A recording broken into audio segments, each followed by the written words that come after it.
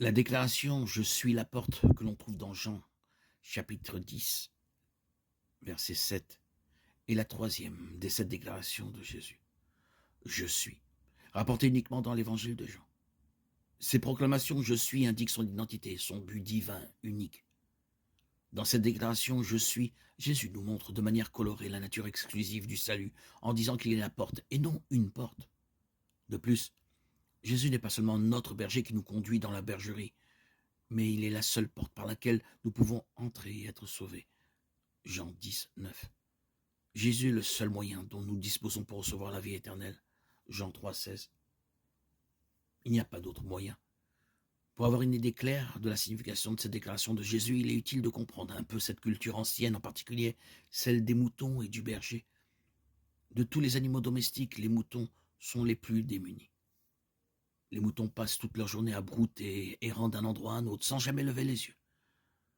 En conséquence, ils se perdent souvent. Mais les moutons n'ont pas l'instinct de retour comme les autres animaux. Ils sont totalement incapables de retrouver leur chemin vers leur enclos, même lorsque celui-ci est à la vue de tous. Par nature, les moutons sont des suiveurs. Si le mouton de tête tombe d'une falaise, les autres le suivront. De plus, les moutons sont facilement susceptibles d'être blessés et sont totalement impuissants face aux prédateurs. Si un loup entre dans l'enclos, ils ne se défendront pas. Ils n'essaieront pas de fuir ou de se disperser. Au lieu de cela, ils se blottissent les uns contre les autres et sont facilement abattus. Si un mouton tombe dans l'eau en mouvement, il se noie. Cependant, les moutons craignent l'eau en mouvement. Ils ne voivent pas dans un ruisseau ou un lac à moins que l'eau ne soit parfaitement calme.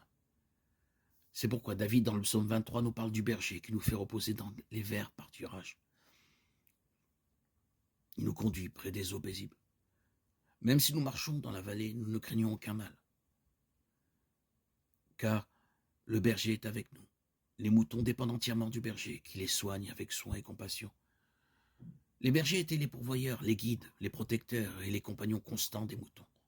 Le lien entre le berger et ses moutons était si étroit qu'à ce jour, les bergers du Moyen-Orient peuvent diviser des troupeaux qui se sont mêlés près d'un puits ou pendant la nuit simplement en appelant leurs moutons, qui connaissent et suivent la voix de leur berger. Les bergers étaient inséparables de leurs troupeaux. Le berger conduisait les moutons dans des endroits sûrs pour paître et les faisait se coucher pendant plusieurs heures à l'ombre.